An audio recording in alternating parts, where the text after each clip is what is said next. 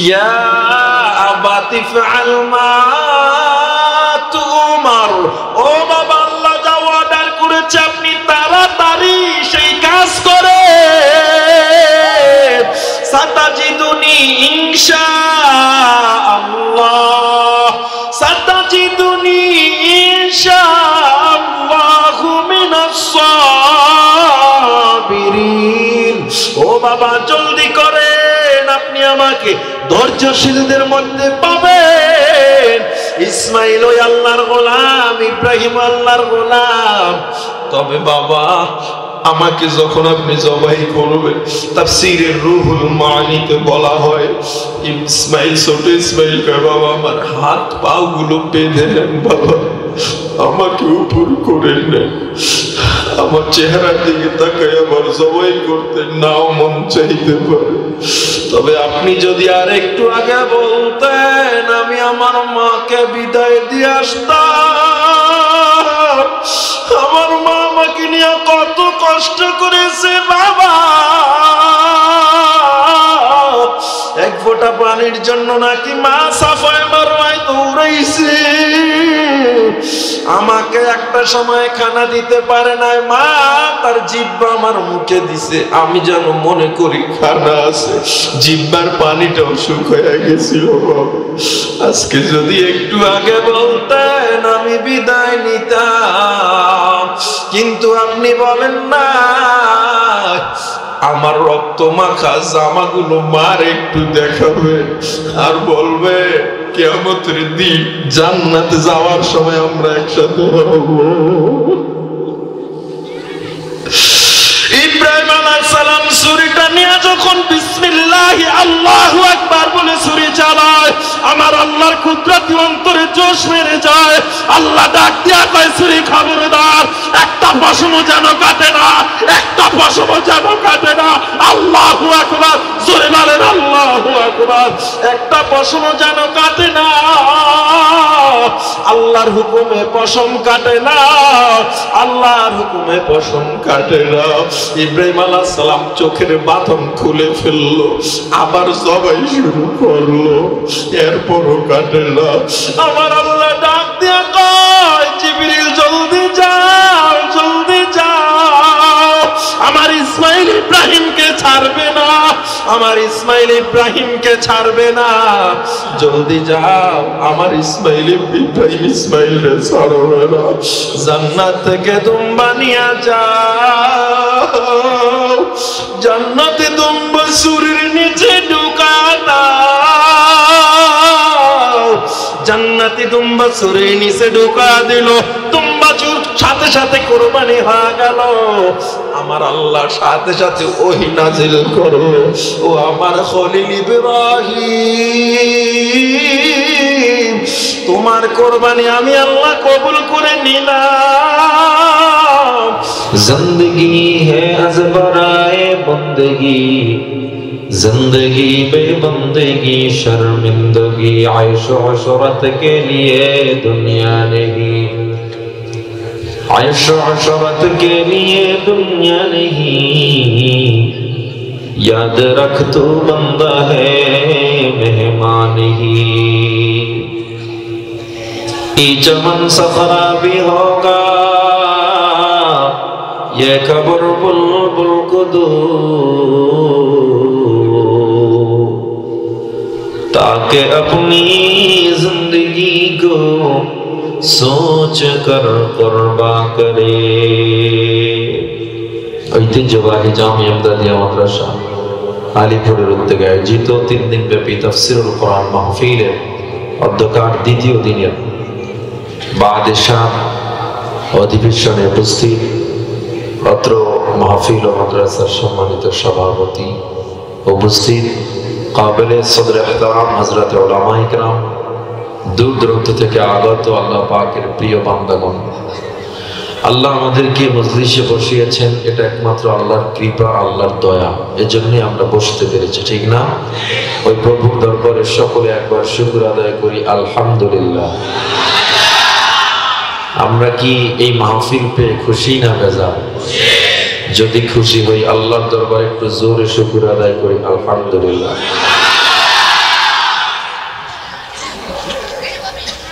প্রত্যেকটা মানুষ আল্লাহর পরীক্ষার মধ্যে যে যে হালাতে আছে। গরিব মনে করে আল্লাহ আমাকে টাকা কম দিছে, অন্যকে বেশি দিছে, আল্লাহ কি আমার উপর দয়া কম করেছে? অথচ না, আল্লাহ যাকে সম্পদ কম দিয়েছেন তাকে জাহান্নাম থেকে কিছুটা দূরে রেখেছেন, ঠিক না? যার যত সম্পদ বেশি, যার যত টাকা বেশি, তার পরীক্ষাটাও তত বড় হয়।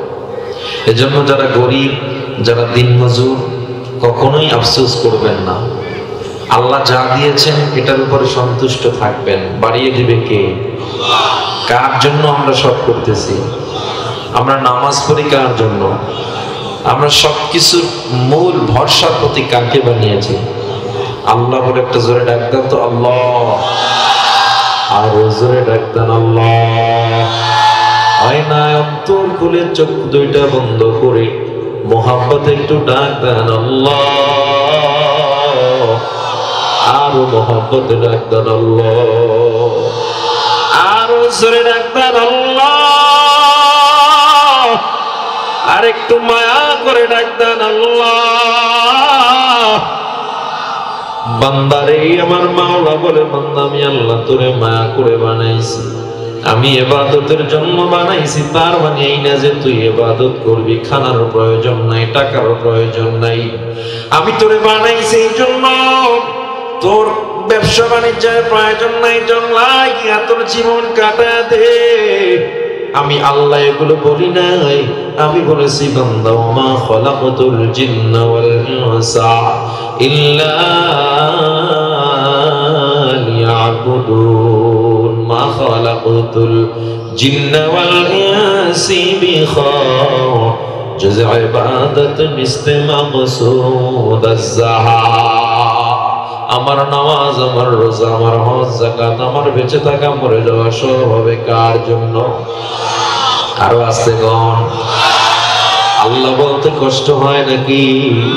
আমাদের খাওয়ায় কে? আমাদের রিজিক দেয় কে?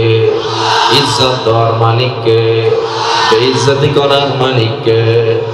ওয়া তুইজ্জু মা তাশা ওয়া তুযিল্লু মা তাশা।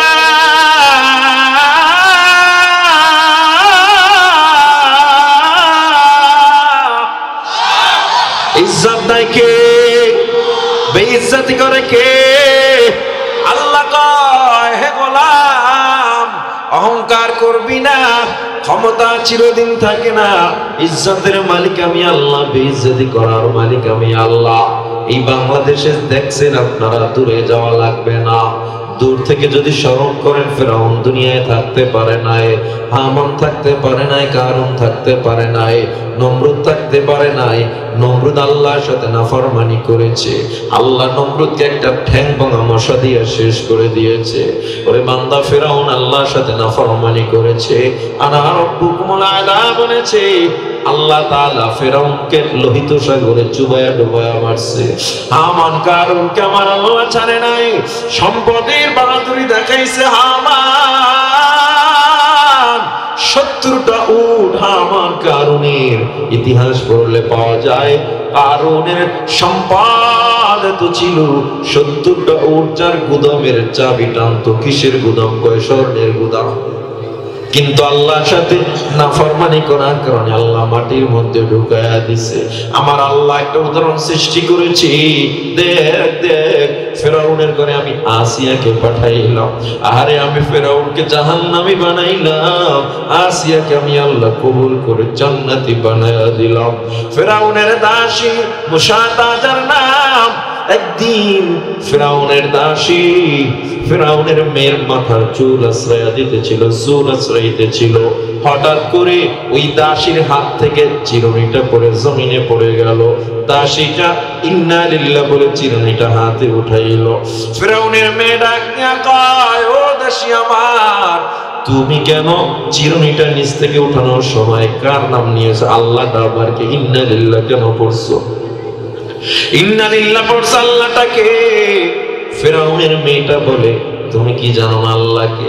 ও দাসী রে, তুমি জানো আমি জানি না, এটা তো হতে পারে না।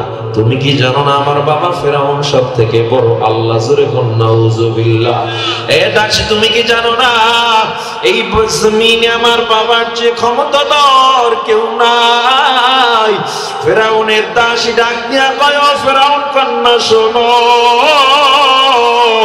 তুমি তো জানো না এই জমিনে তোমার বাবার মতো কোটি কোটি ফেরাউনের মালিক আমার আল্লাহ। যে আল্লাহর ইবাদত আমি করি, আল্লাহ তোমার বাবাকে বানাইলো।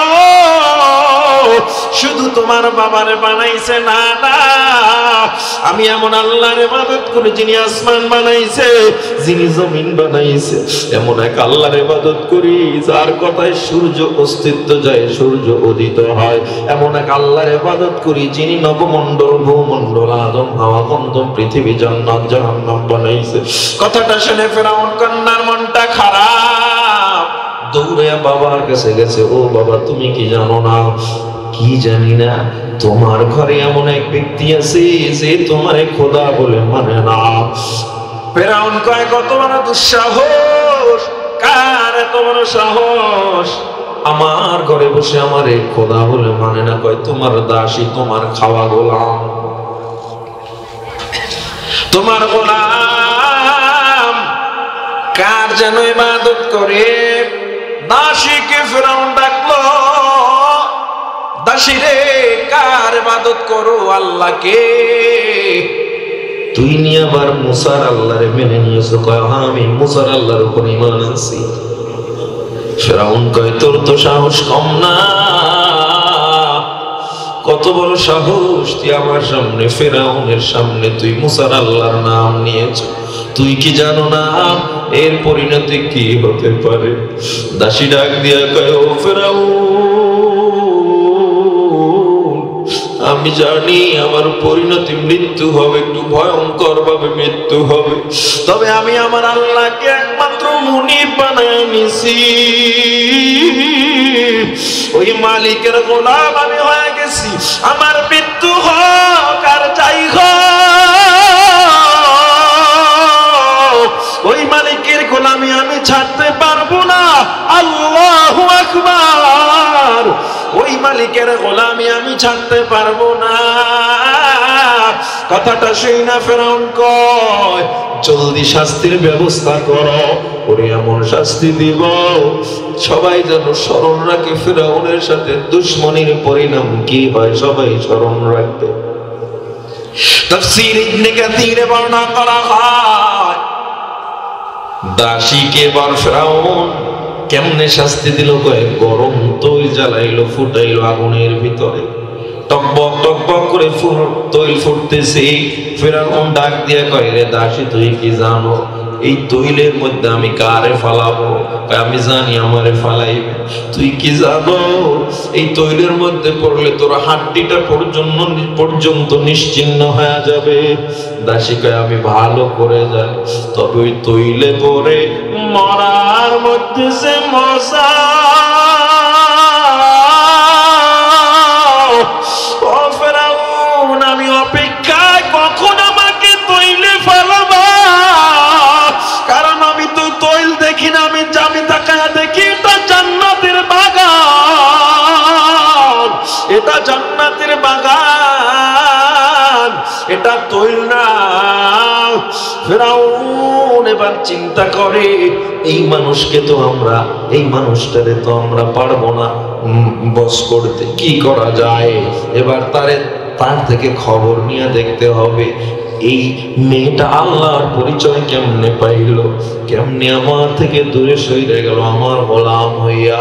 মেয়েটার কিনারায় ডাক দিয়া কয়, ফেরাউন কয়, ও দাসী আমার একটু বলো, তুমি কার থেকে আল্লাহর পরিচয় পেয়েছো, যে আল্লাহর নামে তুমি এত মজা পাইছো? ওই শহীদ হওয়ার আগে আগে মেয়েটা ডাক দিয়া কয়, ফেরাউন আপনার স্ত্রী আসিয়া থেকে আমি আল্লাহকে পাইছি। ওই আসিয়া গোপনে গোপনে আল্লাহকে ডাকে, ওই আসিয়া থেকে আমি আল্লাহর পরিচয় পেয়েছি। ফেরাউনের মেজাজ গরম, বলে, আমার ঘরে কেমনে আসিয়া আবার আমারে ছাড়া অন্য আল্লাহরে ডাকে, অন্য মাহবুদরে ডাকে। ফেরাউন ওই মহিলাটাকে এবার জিদ করে বালির উপরে শোয়া দিছে।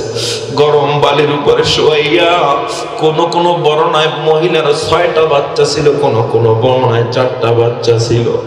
6টা বাচ্চা, একটা ছিল দুধের বাচ্চা।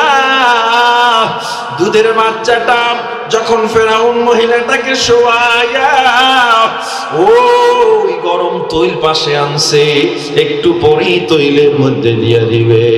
মহিলার পাশে ছোট বাচ্চাটার হাত পাও বেঁধে রাখছে। বেঁধে রাখে বাচ্চাটা মা মা বলে কাঁদে, মাগো দুধ দাও, ক্ষুধার যন্ত্রণা সহ্য করতে পারি না। মাঝারি যে বাচ্চাটা বারবার বলে, মাগো আমারে খানা দাও, ক্ষুধার যন্ত্রণা সহ্য করতে পারি না গো মা।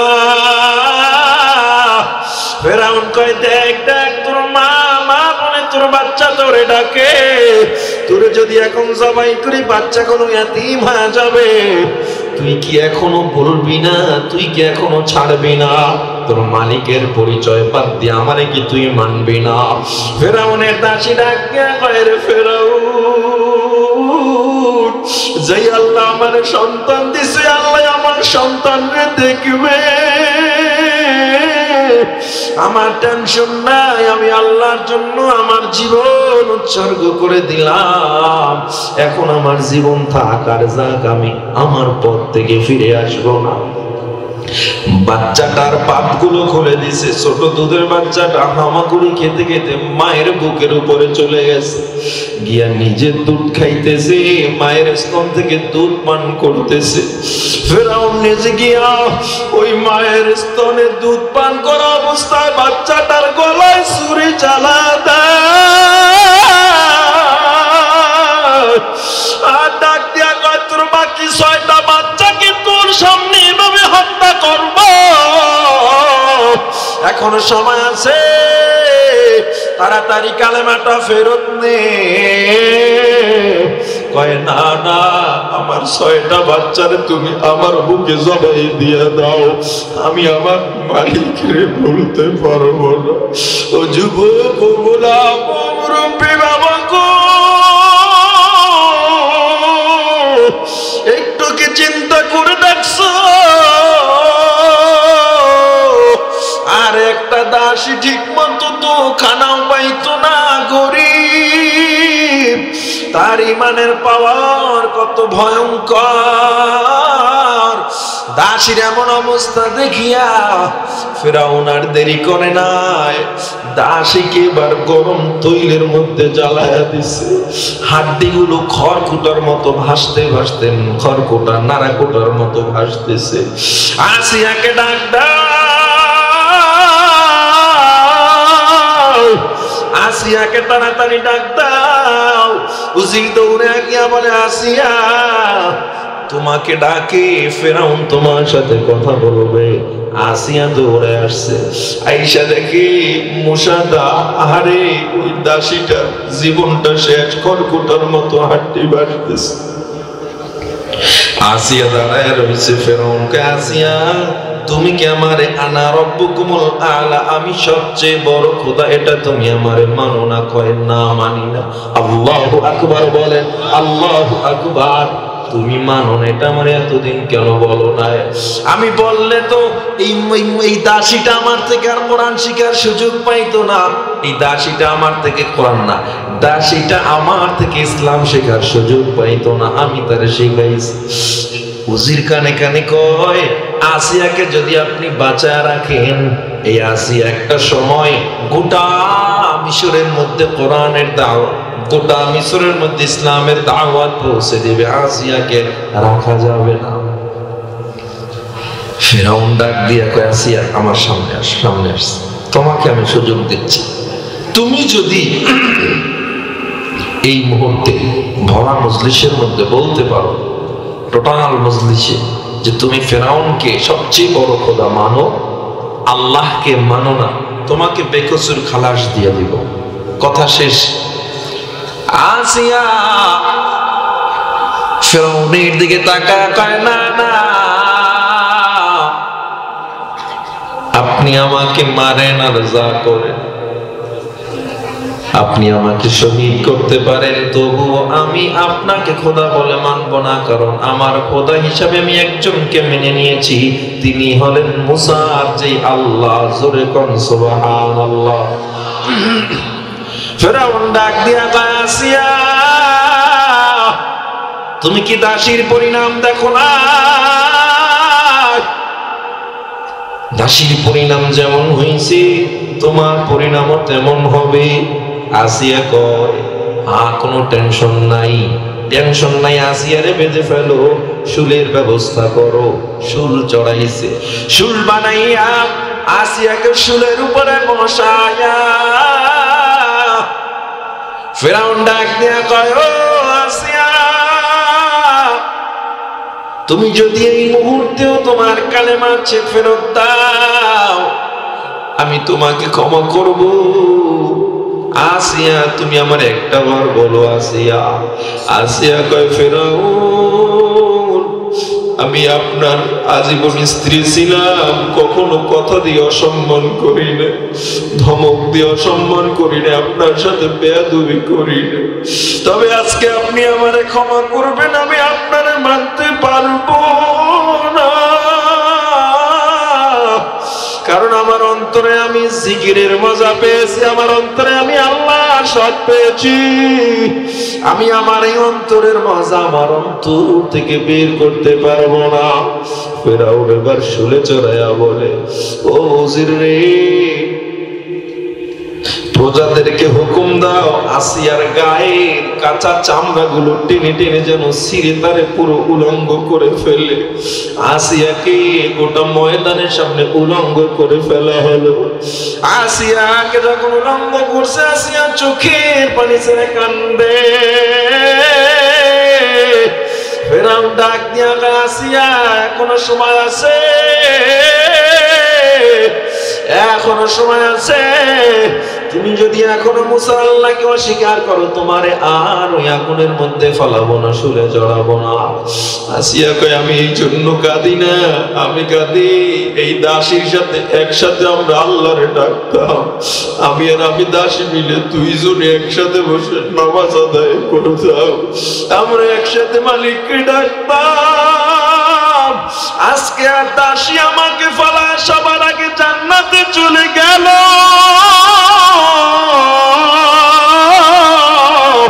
আমাকে একা ফালায় গেছে, এই জন্য আমি কাঁদি। ফেরাউন কথাটা শুনে কয়, না না, আসিয়াকে বাঁচা রাখা সম্ভব না, আসিয়া গায়ের চামড়া গুলো টেনে টেনে ছিঁড়ে ফেলা হয়, আসিয়ার গায়ের থেকে তাজা রক্তের ফুলকি বের হয়ে যায়, পুরো শরীরটা মুরগি ছিললে যেমন সাদা হয়ে যায়, পুরো আসিয়ার শরীরটা ছিঁড়ে ফেলা হলো। আব্দুল্লাহ ইবনে আব্বাস বলেন, আসিয়াকে গায়ের চামড়া ছিলে বালির উপরে শোয়া দিছে, গরম উত্তপ্ত মরুভূমি বালুর মধ্যে শোয়া দিছে।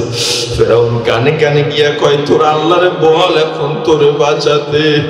আসিয়া ডাক দিয়া কয়, ফেরাউন,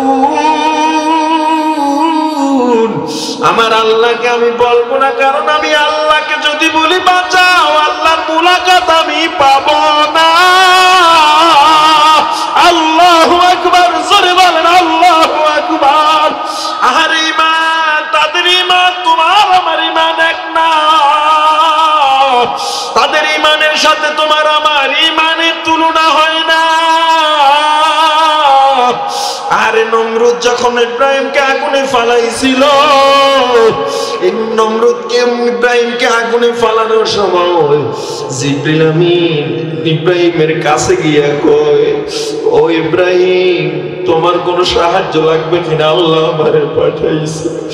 ইব্রাহিম ডাক দিয়া কয়, যে মালিক তোমারে পাঠাইছে সে তো আমারে দেখতেছে, আমি তোমার কোন সাহায্য চাই না। কথাটা শুনে আমার আল্লাহ এত খুশি হয়ে গেল, আমার আল্লাহ সাথে সাথে ডাক দিয়া বলেন, কুলনা ইয়া নারু কুনি বারদাও ওয়া সালাম সালামান আলা ইব্রাহিম, হে আগুন জলদি ঠান্ডা হয়ে যাও, আমার ইব্রাহিমের একটা পশমও যেন পড়ে না।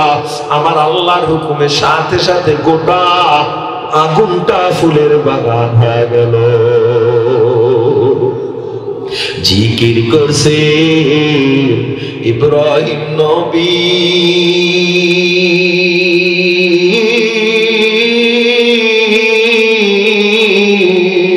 নমরুদের আগুনে জ্বলি আগুন হইল ফুল বাগিচা, আগুন হইল ফুল বাগিচা, নবীর পশম চলে না।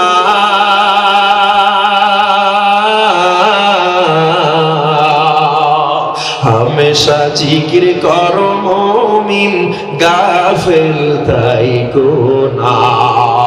হামেশা জিকির করো মুমিন, গাফেল থাইকো না। জিকির করছি মুসা নবী,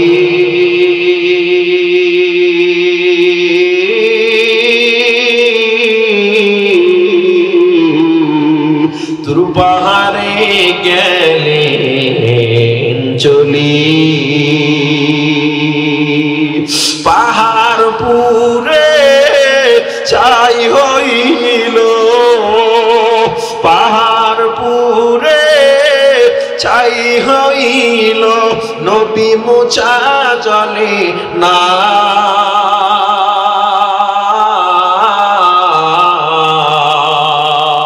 হামেশা জিকির করো মুমিন, গাফেল থাইকো না।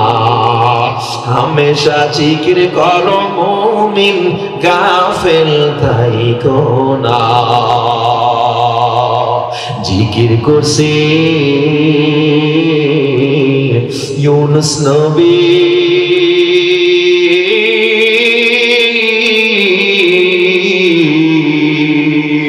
মাছের পেটে বসি বসি, যেমনি ইউনুস তেমনি রইল, যেমনি ইউনুস তেমনি রইল, মাছে হজম করে না।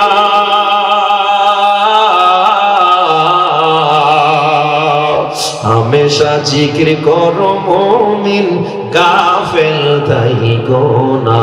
বল লা ইলাহা ইল্লাল্লাহ, লা ইলাহা ইল্লাল্লাহ, লা ইলাহা ইল্লাল্লাহ, লা ইলাহা ইল্লাল্লাহ, লা ইলাহা ইল্লাল্লাহ, লা ইলাহা ইল্লাল্লাহ, মুহাম্মাদুর রাসূলুল্লাহ। শুধুমাত্র ইব্রাহিমই আল্লাহকে ভরসার প্রতীক বানাইছে, ও গরিবের দল না, না। ইব্রাহিম নবী বানাইছে, মুসা নবী বানাইছে, আসিয়া বানাইছে, ইউনুস নবী বানাইছে। আল্লাহ নবী বলে বিপদে পড়ছো, এমন বিপদ উহুদ পাহাড়ের মতো বিপদ, বিপদ সরার কোনো সম্ভাবনা নাই। কিন্তু ইউনুস নবী মাছের পেটে ঢুকে 40 দিন পর্যন্ত থেকেও কেমনে জীবিত রইছে। ইউনুস নবী যখন দোয়া পড়লো লা ইলাহা ইল্লা আনতা সুবহানাকা ইন্নী কুনতু মিনাজ জালিমিন, আল্লাহ 40 দিন সেই মাছের পেটে থাকা ইউনুসকে জীবিত মুক্ত করে দিল। ঠিক কিনা জোরে বল। আমার নবী জানায় দেয়, গোলাম তোমরাও যদি বিপদে পড়ো, উহুদ পাহাড় পরিমাণ বিপদ, দোয়া ইউনুস পড়ো, আল্লাহ বিপদ কাটায়া দিবে। সুবহানাল্লাহ। ও আমার যুবক ভাই, তারা আল্লাহকে ভরসার প্রতীক বানায় নিল। যত বিপদ হোক আল্লাহরে ছাড়া তারা কাউকে মানে নাই, কাউকে বুঝে নাই। বিপদে পড়ছে, সন্তানরে ভালোবাসার আগে আমার মালিককে তারা ভালোবাসছে। দেখেন ইব্রাহিম আলাইহিস সালাম আগুন থেকে উঠলো, কত বড় পরীক্ষা। আল্লাহ হয়তো পরীক্ষা বন্ধ হয় নাই। 80 বছর বয়সে আমার আল্লাহ ইব্রাহিম আলাইহিস সালামকে একটা সন্তান দিল ইসমাঈল। ইসমাঈল এত সুন্দর, ইসমাঈল কেমন সুন্দর! ইসমাঈলের বংশধর ইউসুফ নবীর বংশধর সমান। ইউসুফ নবী ইসমাঈলের বংশধর, আমার নবীর বংশধর সমান। তাইলে বুঝেন কেমন সুন্দর করে আল্লাহ ইসমাঈলকে বানাইছিল। হঠাৎ করে আমার আল্লাহ স্বপ্ন দেখায়, ইব্রাহিম প্রিয় বস্তু আমার রায় কুরবানি করে দাও, প্রিয় বস্তু কুরবানি করে দাও। ইব্রাহিম আলাইহিস সালাম বুঝতে আর বাকি নাই, আমি যত দুম্বা কুরবানি দেই, উট কুরবানি দেই, আহারে আল্লাহ মনে হয় আমার ইসমাঈলকে কুরবানির জন্য বলতেছে। এর আগেও কত লম্বা পরীক্ষা, মাত্র 7 দিন বয়সেই আল্লাহ কয় তাড়াতাড়ি তাদেরকে বনবাসে দিয়ে আসো। আজ মিনার পর্বতে যারা গেছে, ওই আরাফার ময়দানে যারা গেছে, দেখে আসছেন ইব্রাহিমের এখনো সেই ইসমাঈলকে জবাইয়ের জায়গাটা বিদ্যমান। আল্লাহ তাআলার হুকুমে ওই ধুধু মরুর মধ্যে ইসমাঈলকে পাঠায় দেওয়া হয়, বিবি হাজরা সহ পাঠায় দেওয়া হয়। যখন ইব্রাহিম আলাইহিস সালাম হাজরা সহ ইসমাঈলকে বিদায় দেয়, বলা হয় ইব্রাহিম আলাইহিস সালাম ঘোড়ার পিঠে ছিলেন, ইসমাঈল দৌড়ায়া ঘোড়ার পা দুইটা ধরছে, কারণ বাচ্চারা দেখবেন ঘোড়া গাড়ি দেখলে ধরে। ইব্রাহিম আলাইহিস সালাম যখন ওই ঘোড়ার পিঠ থেকে নামলো, গিয়ে যখন ইসমাঈলকে কোলে নিবে, ইসমাঈল অস্বীকৃতি জানায়, আমি আপনারে চিনি না, আপনার কেন কোলে কেন উঠবো? ও বাবারে তুমি এখানে বসে কি করতেছিলে? আমার বাবার অপেক্ষায় আমি এখানে প্রতিদিন থাকি, আমার মা বলছে এই রাস্তা দিয়ে আমার বাবা আসবে। ইব্রাহিম আলাইহিস সালাম কয় তোমার বাবার নাম কি? ইব্রাহিম বলে হ্যাঁ। কয় আমি সেই তোমার অভাগা পিতা। ইসমাঈল আলাইহিস সালাম গলাটা জড়ায়া, ইসমাঈল আলাইহিস সালাম বাবার কপালে চুমু খায়, ইব্রাহিম কপালে চুমু দিয়ে হাজরার ঘরের কিনারায় গেছে। কিনারায় যাইয়া ডাক দিয়ে কয় হাজরা ঘরে আসো নাকি? হাজরা বের হয়ে আসছে, আইসা দেখে 8 বছর আগে আমার স্বামী আমাদের ফালায় গেছিল, আজকে আসছে। ইব্রাহিম আলাইহিস সালাম কয় হাজরা তাড়াতাড়ি ইসমাঈলকে সাজায়া দাও, মালিকে দাওয়াতে যাব, তাড়াতাড়ি সাজায়া দাও। হাজেরা মনটা খুশি, এতদিন পর আমার স্বামী আসছে।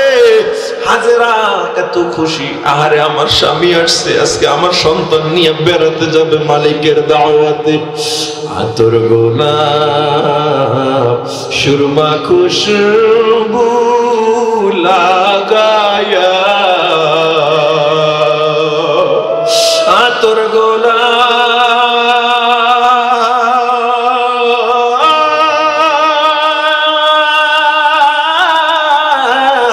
সুরমা খুশবু লাগায়া,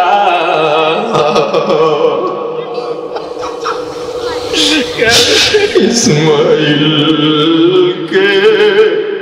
দাও গো বিবি সাজায়া, ইসমাঈলকে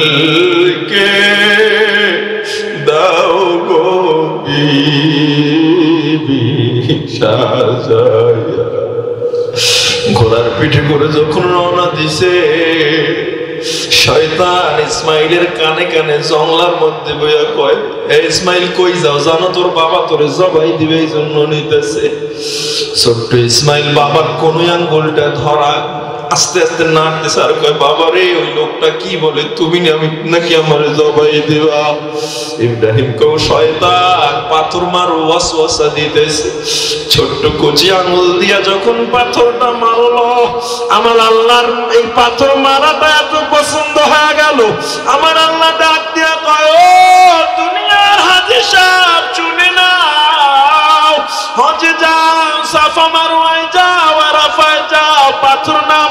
আসবি না। আল্লাহু আকবার, জোরে বলেন আল্লাহু আকবার। পাথর মেরে আসবি না। ইসমাইল পাথর মারলো, শয়তান চলে গেল। এবার ইসমাইলকে নিয়ে যখন পাহাড়ের ওই উপরের চটান একটা জায়গা, আরাফা ময়দানে যারা গেছেন দেখবেন এখনো জায়গাটা সেখানে আছে, ওখানে নিয়ে বসায় কয়, বাবা রে, ইন্নী আরা ফিল মানামি আন্নী আযবাহুকা ফানজুর মাযা তারা। আমি স্বপ্ন দেখেছি আমি তোমারে জবাই করতেছি, তুমি আমাকে মতামত দাও এ ব্যাপারে। কেমন বাবার কেমন সন্তান। ইসমাইল আলাইহিস সালাম ডাক দিয়া কয়, বাবা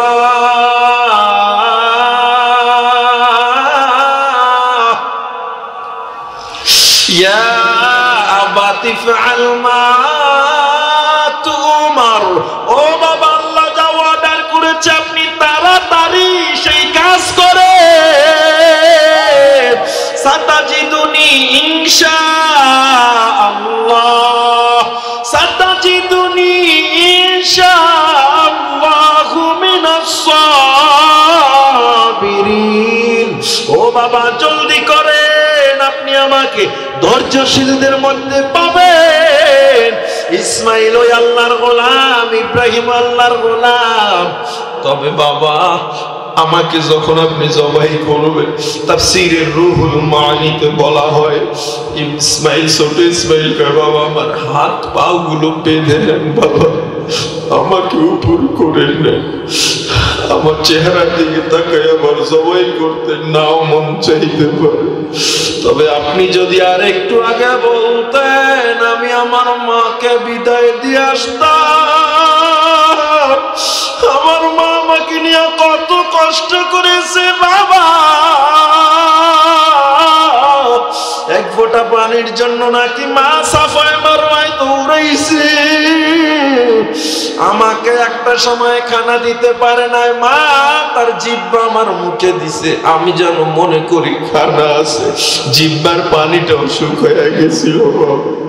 আজকে যদি একটু আগে বলতেন আমি বিদায় নিতাম, কিন্তু আপনি বলেন না।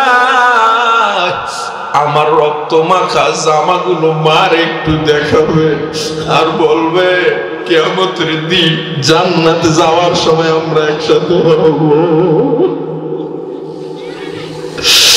ইব্রাহিম আলাইহিস সালাম ছুরিটা নিয়ে যখন বিসমিল্লাহি আল্লাহু আকবার বলে ছুরি চালায়, আমার আল্লাহর কুদরতি অন্তরে জোশ মেরে যায়। আল্লাহ ডাক দিয়া কয়, ছুরি খবরদার, একটা পশমও যেন কাটে না, একটা পশমও যেন কাটে না। আল্লাহু আকবার, জোরে বলেন আল্লাহু আকবার। একটা পশমও যেন কাটে না, আল্লাহর হুকুমে পশম কাটে না, আল্লাহর হুকুমে পশম কাটে না। ইব্রাহিম আলাইহিস সালাম চোখের বাঁধন খুলে ফেললো, আবার জবাই শুরু করলো, এরপরও কাটে না। আমার আল্লাহ ডাক দিয়া কয়, জিবরিল জলদি যাও, জলদি যাও, আমার ইসমাইল ইব্রাহিমকে ছাড়বে না, আমার ইসমাইল ইব্রাহিমকে ছাড়বে না, জলদি যাও, আমার ইসমাইল ইব্রাহিম ইসমাইলকে ছাড়বে না। জান্নাত থেকে দুম্বা নিয়ে যাও, জান্নাতে দুম্বা সুরের নিচে ঢুকা দাও। জান্নাতি দুম্বা সুরের নিচে ঢুকা দিল, দুম্বা চুর সাথে সাথে কুরবানি হয়ে গেল। আমার আল্লাহ সাথে সাথে ওহী নাজিল করলো, ও আমার খলিল ইব্রাহিম, তোমার কুরবানি আমি আল্লাহ কবুল করে নিলাম। শয়তান হাজরাকে খবর জানায়া দিস, ইসমাইলের নাকি তুমি জবাই করবে। হাজরা সিজদায় পড়ে কান্না করতেছে, জলদি যাও, মালিকের দাওয়াতের জন্য অপেক্ষা করেছিল। আমি মালিক দিয়া দিলাম, যাও, বিশাল তুম্বা দিলাম, জান্নাতি তুম্বা, একসাথে গিয়া ঘরে খাও। একটু জোরে কর আল্লাহু আকবার। ও আমার যুবক, ও আমার বৃদ্ধ বাবা, আলিপুরের মুসলমান, পাও দুইটা আগা দাও, পায়ে হাত দিয়া বলে যায়, আর আমার নবীরে কাঁদাইও না, আর নামাজটারে ছাড়িও না। কষ্ট যদি হয় 5টা ওয়াক্ত নামাজ পড়ো, যদি পারো অন্তরটা যদি নরম থাকে ওয়াদা করো চরমনার মাহফিলে যাব, তাবলীগে সময় লাগাবো, আল্লাহর রাস্তায় সময় দেব, যত কষ্ট হোক আল্লাহওয়ালাদের মাহফিল গুলোতে যাব, কেওড়া বনিয়া যাব, সব দরবার গুলো ঘুরে ঘুরে দেখবো, জানি না কোথায় কার হেদায়েত আছে। ওই সারসিনা যাও, চলাবাঙ্গায় যাও, খাকবুনিয়ায় যাও, মোকামিয়া যাও, উজানি যাও, যেখানেই যাও আল্লাহর তালাশে একটু নাইমা পড়ো, জানি না কোথায় জানি মাওলারে পাওয়া যাবে। আমার দয়া মাওলারে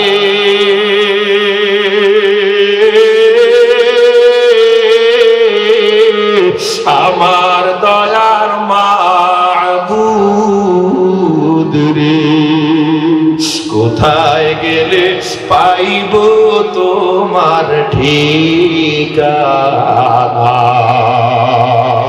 তোমাকে পাইবার আসে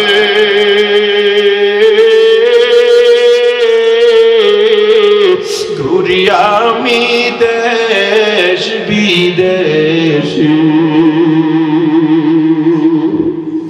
মাহফিলের ময়দানে করলাম বিছানা, মাহফিলের ময়দানে করলাম বিছানা, তোমায় পাইবার উসিলাতে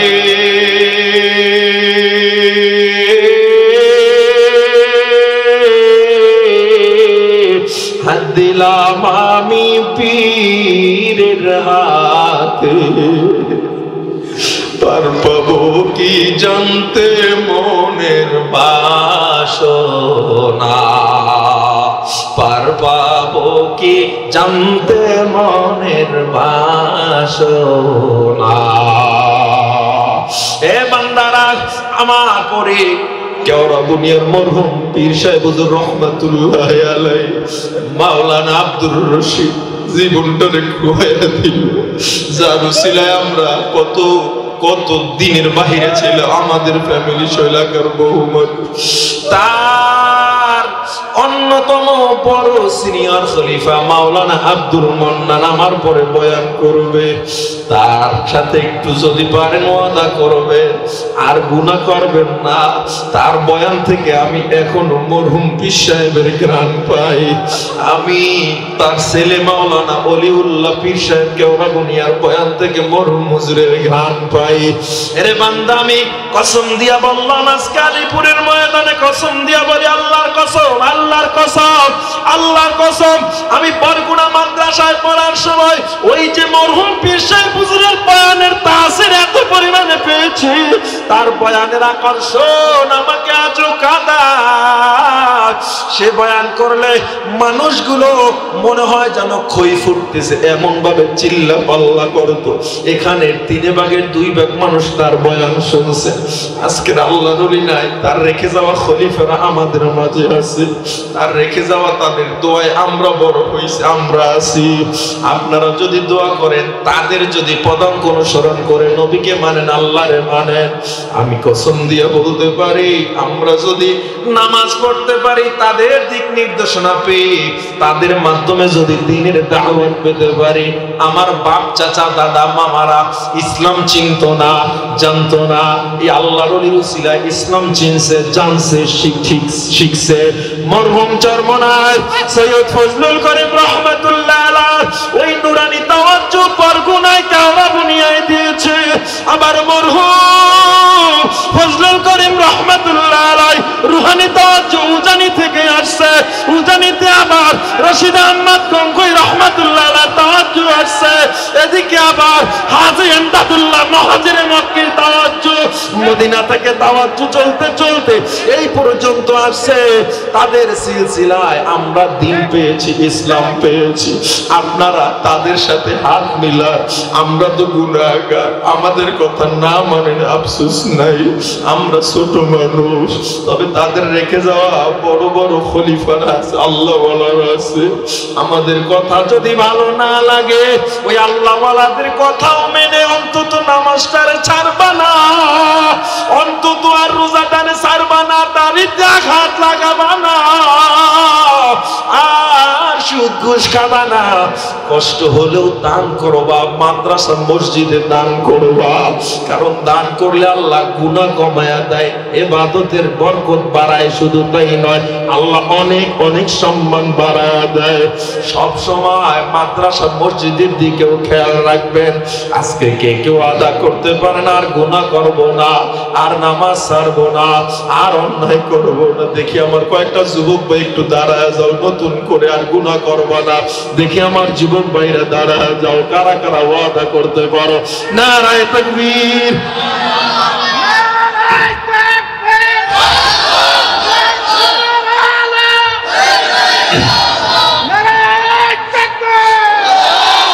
যারা যারা দাঁড়াইছেন একটু আল্লাহকে হাতটা নাড়া দিয়া দেখান, ও দয়ার আল্লাহ,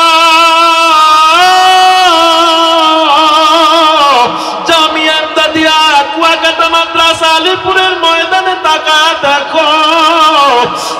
আর আমরা গুনাহ করব না, ওয়াদা করতেছি, আর নামাজ ছাড়বো না।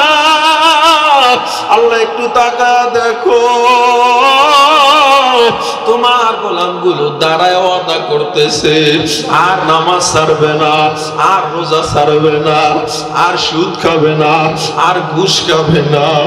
আল্লাহ সবাইরে মরণ পর্যন্ত ঈমানের সাথে থাকার তৌফিক দাও। সবাই পড়ে না আমিন, আর জোরে পড়ে না আমিন। বসেন। আল্লাহ আমাদের কবুল করেন। যারা যারা ওয়াদা করছেন ঠকছেন নাকি? একটু যদি কষ্ট হয়, সবচেয়ে বড় আমলের পরিবর্তন হয় এই সমস্ত ময়দানে।